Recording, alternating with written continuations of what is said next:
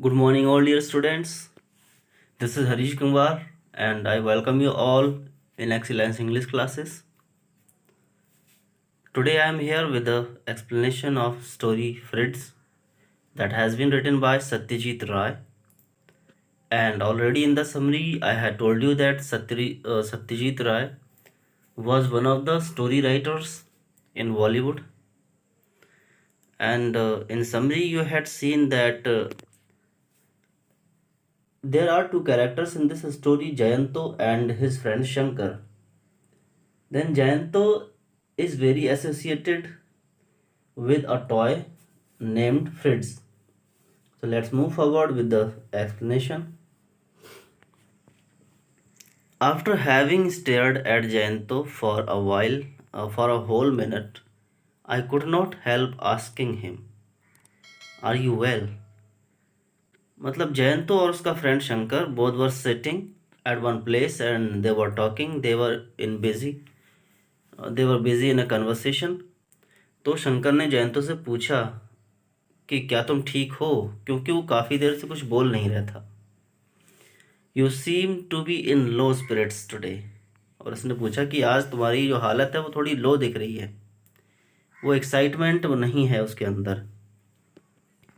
Jayanto quickly lost his slightly preoccupied air, gave me a boyish smile and said. तो जयंतो ने जल्दी से slightly lost मतलब जो हवा उसने सांस अंदर ली थी एकदम जल्दी से बाहर निकाल दी, कहने का मतलब बोलने के लिए. और एक लड़के वाली स्माइल जैसी होती है, उसने स्माइल के साथ कहा, no on the contrary I am feeling a lot better. उसने कहा नहीं, ऐसी कोई बात नहीं है, मैं तो और अच्छा फील कर रहा हूँ. This place is truly wonderful. और ये जगह बहुत ही अच्छी है. You have been here before, didn't you know how good it was. तो शंकर ने पूछा जयंतो से कि तुम तो यहाँ पहले भी आए थे, तो क्या तुम नहीं जानते कि ये कितना अच्छा था पहले. यानी जयंतो और शंकर बूंदी में पहुंच चुके थे. तो जयंतो ने शंकर से कहा, I had nearly forgotten. Jayanto said, तो जयंतो ने लंबी गहरी सांस लेकर कहा कि मैं लगभग भूल चुका हूँ पुरानी बातें कि पहले कैसा था या कैसा नहीं था. Now some of my memories are coming back slowly. But जैसे जैसे वो देखता है सारे सीन को, सब कुछ वहाँ के सराउंडिंग्स को, तो कहता है कि कुछ कुछ याद आ रहा है. The bungalow certainly appears unchanged. I can even recognize some of the old furniture such as these cane chairs and tables. तो उसने कहा बंगला तो वही है सेम, और यहाँ जो केन चेयर्स और टेबल्स हैं, जैसे बेंत से बनाया जाता है, बांस से कुछ चेयर्स, टेबल्स एंड चेयर्स, तो वो कहता है कि ये सारा फर्नीचर वही है, बंगला भी वही है. The bearer came in with T and biscuits on a tray. Bearer मतलब उनका सर्वेंट होगा, लाने वाला. बेयरर का मतलब ले जाने वाला या लाने वाला. सामान नाश्ता लेकर आया था ट्रे में, कुछ चाय, कुछ बिस्कुट और चाय. आई पोर्ड, तो शंकर कहता है कि मैंने चाय पोर की, यानी कप में डाली. और आगे पूछा, when did you come here last. और उसने पूछा कि अच्छा, कि लास्ट बार यहाँ पर पहले कब आए थे. तो जयंतो ने रिप्लाई किया, 31 years ago, I was 6 then. कहता है कि मैं यहाँ पर 31 साल पहले, यानी 31 साल पहले यहाँ पर आया था, और तब मेरी उम्र 6 ईयर्स की थी. इट मीन्स आज उसकी जो प्रेजेंट ईयर होगी वो 37 होगी, जब लोग बातें कर रहे हैं, जब वो बूंदी में दोबारा गए हैं. We were sitting in the garden of the circuit house in Bundi. अब यहाँ पर इन्होंने डिस्क्लोज किया है कि ये दोनों बैठकर बातें कहाँ कर रहे थे. तो इन्होंने अब बताया है कि हम दोनों बूंदी के सर्किट हाउस के गार्डन में बैठे हुए थे. We had arrived only that morning. और उसी सुबह सुबह वो लोग वहाँ पहुँच गए थे. Jayanto and I were old friends. We had gone to the same school and college. तो जयंतो और शंकर दोनों ही बहुत अच्छे दोस्त थे, यानी इतने अच्छे दोस्त कि स्कूल और कॉलेज सब पढ़ाई उनके साथ साथ हुई। He now worked in the editorial division of a newspaper and I taught in a school. तो जयंतो एक न्यूज़पेपर में एडिटोरियल का काम करता था और वो शंकर जो था वो एक स्कूल में पढ़ाता था। Although we had different kinds of jobs, it had not made any difference to our friendship. दोनों का काम अलग अलग था। एक का प्रेस में काम था न्यूज़पेपर में और दूसरे का काम टीचिंग का था, लेकिन दोनों की फ्रेंडशिप में कोई डिफरेंस नहीं आया। आगे शंकर बोलता है, we had been planning to trip to Rajasthan for quite some time. तो उसने बताया कि यहाँ बूंदी में कैसे पहुँचे। तो उसने बताया कि हम दोनों फ्रेंड्स कुछ टाइम से प्लान कर रहे थे कि राजस्थान की ट्रिप करें। The main difficulty lay in both of us being able to get away together. और सबसे बड़ी परेशानी क्या थी कि दोनों को एक ही टाइम पर छुट्टी नहीं मिल पा रही थी कि एक ही टाइम पर दोनों लोग फ्री हों और वहाँ सर्किट हाउस पहुँच पाएँ, जयपुर में, मतलब बूंदी में जो राजस्थान में है। That had at least been made possible. और कुछ समय बाद वो सब कुछ पॉसिबल हुआ कि दोनों फ्रेंड्स एक साथ फ्री हुए और रवाना हो गए। Most people go to Jaipur, Udaipur और Chittor when they go to Rajasthan. उसने क्या कहा कि बहुत से लोग जब टूर पर जाते हैं और राजस्थान अगर जाते हैं तो जयपुर जाएंगे, उदयपुर जाएंगे या फिर चित्तौड़ जाएंगे। But Jayanto kept talking about going to Bundi. लेकिन जयंतो का मन, जयंतो की नज़र एक ही जगह पर थी कि उसे बूंदी जाना है, क्योंकि बूंदी वो एक बार पहले रह चुका था अपने चाइल्डहुड में और उसकी सारी यादें वहीं से कनेक्टेड थी, तो एक बार फिर से उसी प्लेस को विज़िट करना चाहता था। तो इसलिए उन्होंने डिसाइड किया चलो कुछ नहीं तो बूंदी ही से ही बूंदी चलते हैं। I had no problem, no objection for having read Tagore's poem, The Fort of Bundi. I was certainly familiar with the name of the place and felt a pleasurable excitement at the prospect of actually seeing the fort. तो शंकर ने क्या कहा कि चलो बूंदी जाने में भी कोई ऑब्जेक्शन नहीं है, क्योंकि टैगोर की पोएम में ये सब कुछ पढ़ा हुआ था। टैगोर की एक पोएम है द फोर्ट ऑफ बूंदी, यानी बूंदी का किला। तो उस पोएम के थ्रू इस जगह से वो थोड़ा बहुत फैमिलियर था और इसलिए बूंदी जाने के प्रोस्पेक्ट पे, यानी उसके प्रपोजल पे उसकी प्लेजर यानी उसकी खुशी साफ साफ दिख रही थी, उसका जो एक्साइटमेंट था वो साफ साफ दिख रहा था और इसलिए वो बूंदी जाने के लिए एग्री हो गया। Not many people came to Bundi, यानी बहुत ही कम लोग आते थे बूंदी में घूमने के लिए। बाकी सब लोग जयपुर, उदयपुर या फिर चित्तौड़ जाते थे। But that did not mean that there was not much to see there. लेकिन इसके कहने का मतलब ये भी नहीं है कि वहाँ बहुत कम लोग जाते थे, तो इसका मतलब ये नहीं है कि वहाँ देखने लायक कुछ नहीं था, यानी काफ़ी कुछ था वहाँ भी। It could be that from the point of view of a historian, Udaipur, Jodhpur and Chittor had a lot more to offer. यानी एक हिस्टोरिकल पॉइंट ऑफ व्यू से देखें तो उदयपुर, जोधपुर और चित्तौड़ इन सब की अपनी अपनी स्टोरीज थी, अपना अपना हिस्टोरिकल बैकग्राउंड था। But simply as a beautiful place Bundi was perfect. लेकिन एक ब्यूटीफुल प्लेस की बात करें, घूमने लायक प्लेस की बात करें, तो बूंदी एक अच्छी जगह थी, भले ही इसका कोई हिस्टोरिकल बैकग्राउंड था या नहीं था। इसलिए शंकर एग्री हो जाता है जयंतो के साथ बूंदी जाने के लिए। However Jayanto's insistence on Bundi did puzzle me somewhat. अब जयंतो ने बार बार एक ही बात इंसिस्ट की थी, एक ही बात पर जोर दिया था कि बूंदी आना है, बूंदी आना है, तो उस पर शंकर थोड़ा पजल भी हुआ, थोड़ा हैरान हुआ। I learn the reason on the train when we were coming down. तो उसने कहा कि इस सब की वजह एक मुझे समझ में आ गई कि वो क्यों जाने की बात कर रहा था। जयंतो's father, Animesh Das Gupta, had worked in the archaeological department. तो अब बताता है कि जयंतो के फादर अनिमेश दास गुप्ता थे। क्या कोइंसिडेंस है? Animesh Das Gupta, and you must know who is Das Gupta. तो आर्कियोलॉजिकल डिपार्टमेंट यानी पुरातत्व विभाग में काम कर चुके थे। His work sometimes took him to historical places and Jayanto had as a child come to Bundi. तो उनके काम की वजह से आर्कियोलॉजिस्ट को तो बहुत जगह जाना पड़ता है, कई हिस्टोरिकल प्लेसेस पे, तो बूंदी में भी उनको जाना पड़ा। और उनके साथ साथ जयंतो जब बच्चा था तो उसको भी जाना पड़ा Bundi. He had always wanted to return after growing up, just to see how much the modern Bundi compared to the image he had in his mind।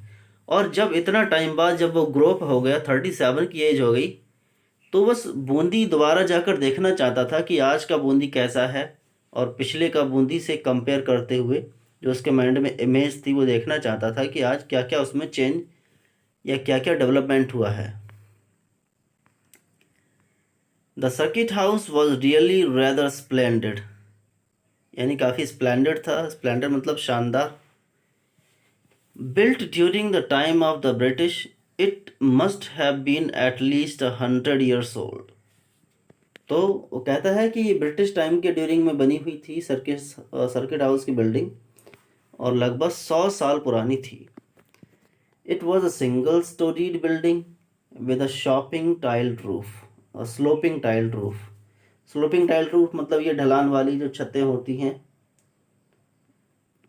कुछ लोग घरों में बनवाते हैं ऐसे करके, उनकी रूफ से होती हैं, तो ऐसे करके वो बना हुआ था। The rooms had high ceilings and the skylights had long dangling ropes which could be pulled to open and shut them। तो रूम की जो सीलिंग थी काफ़ी ऊंची थी, और स्काईलाइट्स यानी उसके ऊपर जो लाइट्स लगी हुई थी, तो उनमें एक रोप लगी हुई थी जिसको खींच के, डैंगलिंग मतलब हिलती हुई रस्सियाँ, उनको खींच के उनको बंद और चालू किया जा सकता था। The veranda face the east, veranda था जो उसका बरामदा वो बाहर की ओर था, तो ईस्ट डायरेक्शन उसके सामने पड़ती थी। Right opposite it was a huge garden with a large number of roses in full Bloom. और इसके बिल्कुल अपोजिट, इसके बिल्कुल सामने एक बड़ा सा गार्डन था जिसमें बहुत सारे रोजेज थे और फुल ब्लूम में थे। कहने का मतलब काफ़ी फूल लगे हुए थे उस टाइम पर। Behind these were a lot of trees which obviously housed a vast section of local birds। और इस गार्डन के पीछे बहुत सारे पेड़ थे जहाँ पर ऑब्वियसली बहुत सारे वास्ट सेक्शन यानी बहुत सारी वैरायटीज़ ऑफ बर्ड्स की वहाँ पर हाउस था, यानी कई वैरायटी के बर्ड्स उन पेड़ों में रहा करते थे, उनके घोंसले बने हुए थे, उनके मकान यानी उनके घर बने हुए थे। Parrots could be seen everywhere and peacocks could be heard but only outside the compound. तोते काफ़ी थे वहाँ पर, तोतों की आवाज़ आती थी, मोरों की भी आवाज़ सुनाई देती थी, लेकिन मोर दिखते नहीं थे, बस उनकी आवाज़ सुनाई देती थी बाहर कंपाउंड से।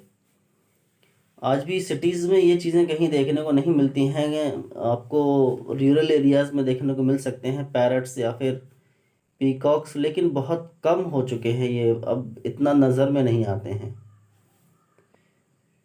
We had already been on a sightseeing tour of the town।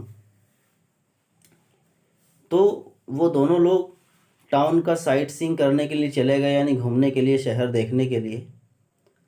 The famous fort of Bundi was placed amidst the hills. तो बूंदी का जो किला था वो एक पहाड़ियों के बीच में घिरा हुआ था, यानी राजस्थान में जो एक रेंज है माउंटेन्स की, उनके बीच में था। We had seen it from a distance that day but decided to go back to take a closer look. तो क्या कहते हैं कि पहले तो हमने दूर से ही इसको देखा था, लेकिन सोचा था कि अगले दिन जाएंगे और उसको और पास से देखेंगे, करीब से।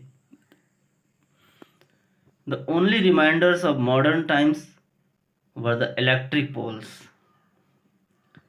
तो जो नई चीज़ थी उनमें बस एक ही थी, पर सब कुछ पुराना ही था, किला पुराना था, ओल्ड टाइम का, बट इलेक्ट्रिक पोल्स, जब इलेक्ट्रिक पोल्स लगे तो वो तो न्यू मॉडर्न टाइम के होंगे, तो वही चीज़ मॉडर्न थी।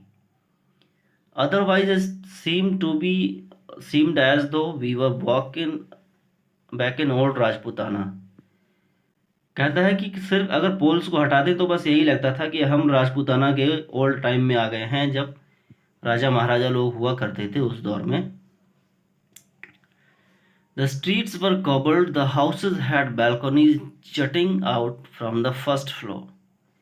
तो स्ट्रीट कॉबल्ड थी, मतलब स्टोन्स वगैरह बाहर उखड़े हुए दिखाई देते थे, और जो हाउसेस थे उनका जो फर्स्ट फ्लोर होता था उनका वो जटिंग आउट बालकोनीज होती थी, यानी बाहर को छज्जा निकला हुआ होता था मकानों का, और बालकोनीज ऊपर बनी हुई होती थी।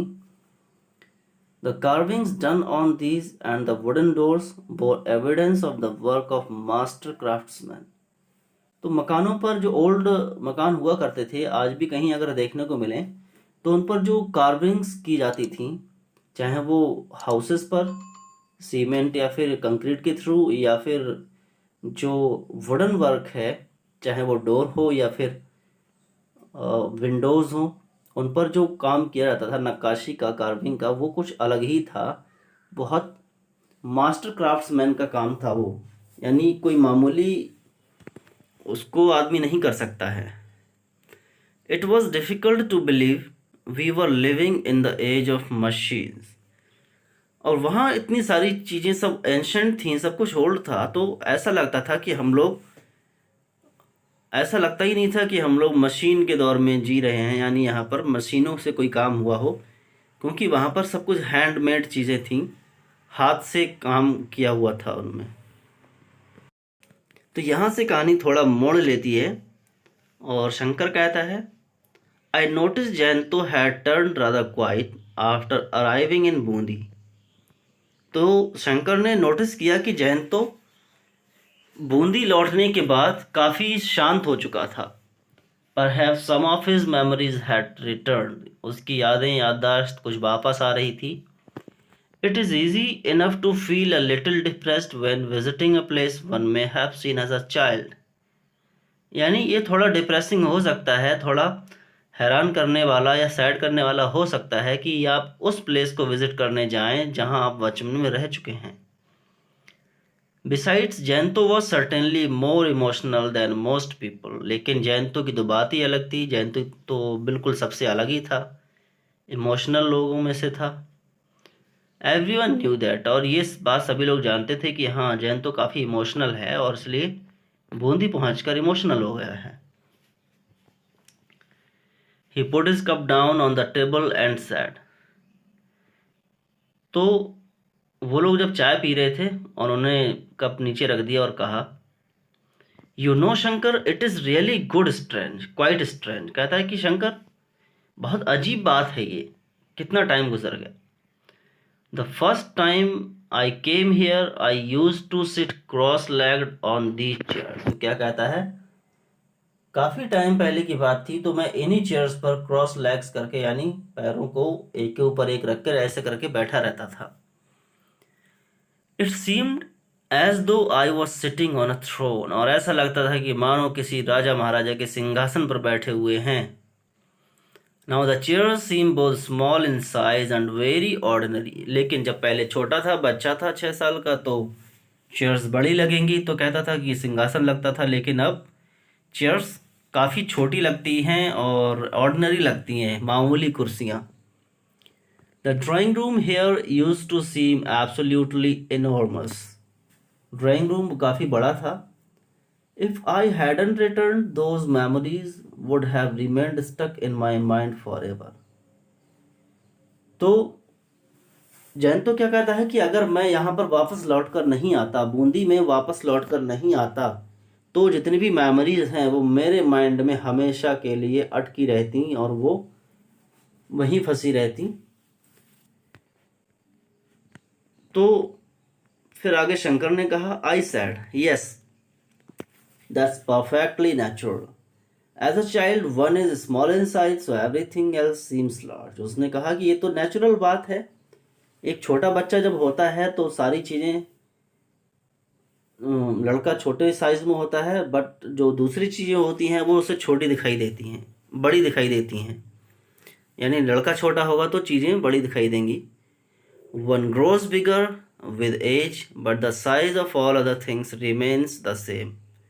तो उसने कहा कि इंसान तो बढ़ता चलता है, बढ़ता जाता है, उसका साइज़ बढ़ जाता है, उसकी बॉडी बढ़ जाती है, लेकिन और जो सारी चीज़ें मटेरियलिस्टिक चीज़ें हैं वो तो सभी एक जैसी ही रहती हैं, सेम रहती हैं। Doesn't it? और कहता कि क्या ऐसा नहीं है, ये बात सही है नहीं है। We went for a stroll in the garden after tea. तो उसने कहा कि हम लोग गार्डन में गए स्ट्रॉल करने के लिए, वॉक करने के लिए, चाय पीने के बाद ऐसे टहलने के लिए। Jayanto suddenly start walking and said. तो जैंतो तुरंत रुक गया अचानक और कहा देवदार। उसने कहा यहाँ तो एक देवदार का पेड़ था। आई स्टेयर्ड हिम। शंकर ने उसकी तरफ देखा कि ये क्या बोल रहा है। A deodar tree, it ought to be here somewhere. उसने कहा कि एक यहाँ पर देवदार का पेड़ था और यहीं कहीं पर होना चाहिए। He said and began striding towards the far end of the compound। तो उसने कहा और कंपाउंड के आखिरी सिरे पर वो जाने लगा। Why did he suddenly think of a देवदार ट्री? यानी उसे अचानक देवदार के पेड़ की बात क्यों याद आ गई? तो आपको भी समझ में आना चाहिए देवदार का पेड़ उसे क्यों याद आया था।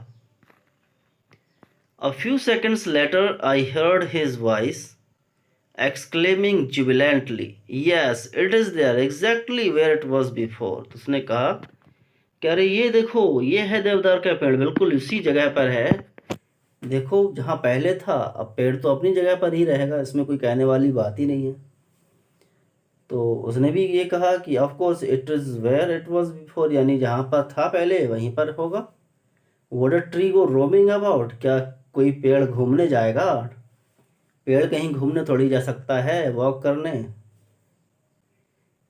जैंतो shook his head impatiently.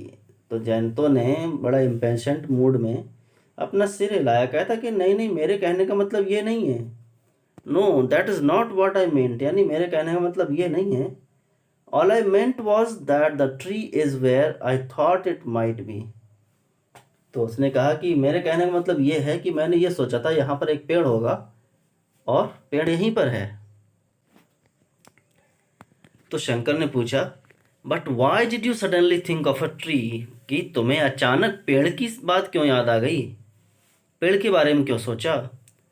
जैंतो stared at the trunk of the tree frowning. तो जैंतो थोड़ी देर खड़े होकर उस पेड़ के ट्रंक यानी उसके तने की तरफ देखता रहा। देन ही शोक his head slowly and said. तो उसने अपना सिर हिलाया और कहा I can't remember that now. कि मुझे वो बात याद नहीं आ रही कि मैंने देवदार पेड़ को क्यों याद किया, देवदार के बारे में क्यों समझ में आया, क्यों मैंने सोचा कि देवदार पेड़ यहाँ पर होना चाहिए। तो यहाँ पर ये पार्ट फिनिश होता है। नेक्स्ट टाइम हम सेकंड पार्ट लेकर आएंगे, उसमें कंटिन्यू करेंगे कि उसे देवदार के पेड़ की बात याद क्यों आती है और आगे चलकर उसके साथ कौन कौन सी इवेंट्स होती हैं जिससे वो डर जाता है और एक सीक्रेट सबके सामने निकल कर आता है। तो आज तक के लिए इतना ही। Thanks for watching the video. Subscribe the channel, like the video, comment and share to your friends. Have a wonderful day.